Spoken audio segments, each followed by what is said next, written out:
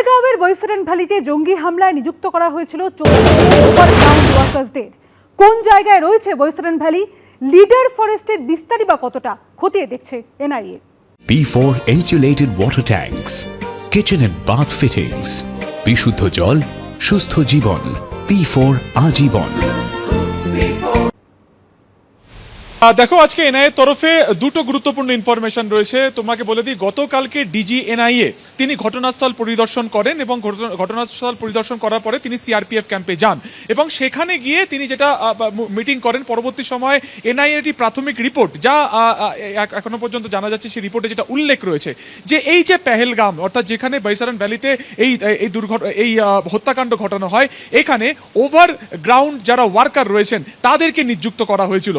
আমরা ঠিক এখন ঠিক যেখানে দাঁড়িয়ে রয়েছি তোমাকে দেখানোর চেষ্টা করব, এই হচ্ছে সেই পাথুরের রাস্তা যা আগে গিয়ে 6 থেকে 7 কিলোমিটার দূরে বৈসরেন ভ্যালির দিকে যাচ্ছে। সেখানে কিন্তু এনআইএ তরফে আজকে তদন্তকারীরা সেখানে একেবারে আধুনিক প্রক্রিয়াতে তারা এই গোটা যে চত্বর রয়েছে সেখানে কিন্তু তারা জিআইএস অর্থাৎ জিওগ্রাফিক্যাল ইনফরমেশন সিস্টেম তার মাধ্যমে গোটা এরিয়াকে তারা কিন্তু কার্যত ময়না করছেন বা তদন্ত করে দেখছেন। অর্থাৎ এই যে বৈসরেন ভ্যালি সেটা কত দূর পর্যন্ত বিস্তৃত, তার ঠিক পিছনের দিকে যে লিডার ফরেস্ট তুমি দেখতে পাচ্ছ, এই লিডার ফরেস্টটা কতটা এরিয়া জুড়ে রয়েছে এবং তারপরে যে বৈসরেন ভ্যালি রয়েছে সেইটা কোন জায়গাতে রয়েছে, অর্থাৎ একেবারে জিওগ্রাফিক্যাল ইনফরমেশন ম্যাপিং যার মাধ্যমে একেবারে অ্যাকিউরেট ভাবে তারা জানতে পারবেন যে এই গোটা উপত্যকা বা ভ্যালি কতটা অংশ জুড়ে ছড়ানো রয়েছে।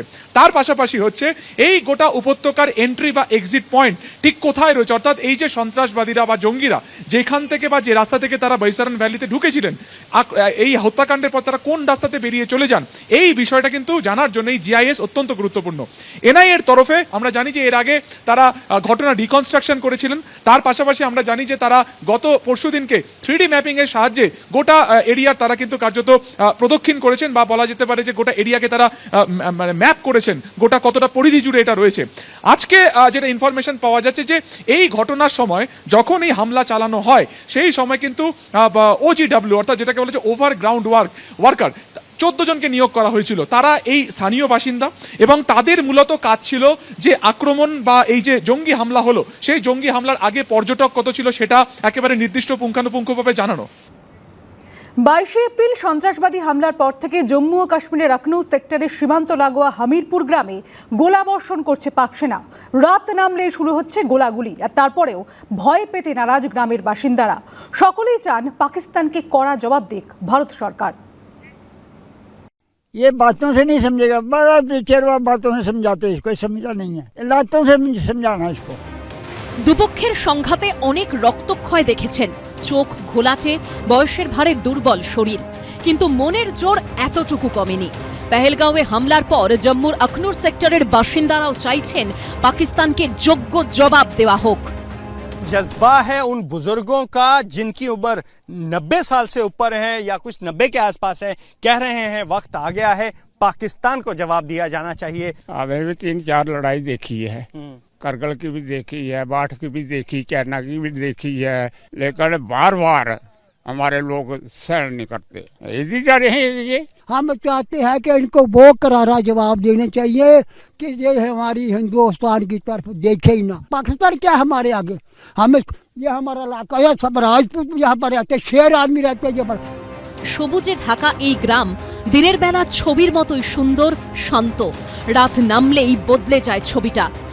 22 तारीख के बाद से जब से भारत और पाकिस्तान के रिश्ते बढ़े हैं, इस इलाके को, अखनूर सेक्टर को पाकिस्तान ने लगातार टारगेट किया है।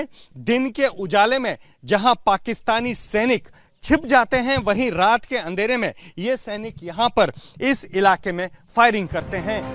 বছরের পর বছর এটাই চেনা ছবি সীমান্ত লাগোয়া এই গ্রামে। সবসময় হামলার আশঙ্কা, তবুও ভয় কাকে বলে জানেন না এখানকার বাসিন্দারা।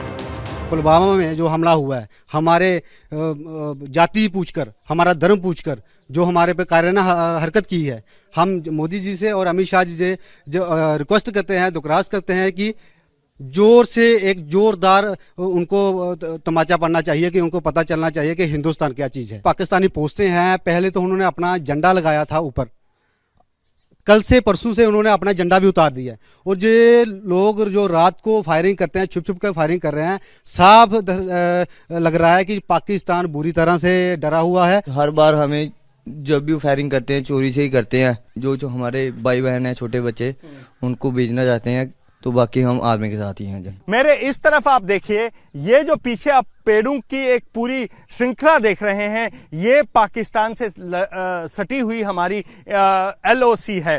यहाँ पर जो गांव सामने है वो पाकिस्तान का कलियाल गांव है और इसी कलियाल गांव से पाकिस्तान लगातार फायर कर रहा है और छोटे हथियारों से फायर करके हमारे यहाँ गांव को निशाना बना रहा है। पर हमारे इधर लोग इतने डरे हुए नहीं है जितने वो डरे हुए हैं।